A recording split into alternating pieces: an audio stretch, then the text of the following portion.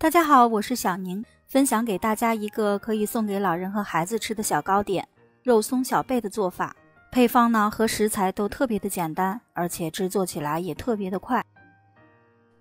今天的配方是传统蛋糕卷小四卷的做法。奶油、面粉都只需要40克，油和奶混合后加入过筛好的面粉，混合均匀。准备无油无水的大碗，打入4颗蛋清。蛋黄呢，直接放到之前的面糊里，搅拌成蛋黄糊备用。蛋清中加入一些柠檬汁，可以帮助蛋清稳定，更容易打发。第一步，打成像这样的鱼眼泡后，加入1/3的糖。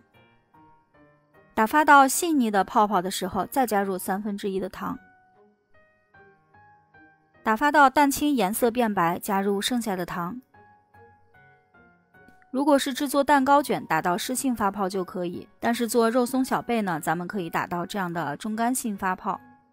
取1/3加入蛋黄糊中，用蛋抽混合均匀，再将蛋黄糊倒回到蛋清当中，继续用蛋抽搅打几下，然后呢用刮板混合均匀，变成这样细腻的蛋糕糊，把它转移到平盘中。我用的呢是烤箱自带的烤盘，放入烤箱中层，上下火150度烤30分钟。这个蛋糕呢要比蛋糕卷烤得稍微久一点，这样表皮抹了沙拉酱以后呢才不会发黏。烤好的蛋糕卷不需要放凉，直接用模具刻出圆形，没有的呢也可以用水杯代替。先将一侧抹上沙拉酱，再准备一个蛋糕胚，两个结合在一起以后呢，周围抹上沙拉酱，裹上海苔肉松就可以了。看是不是特别简单？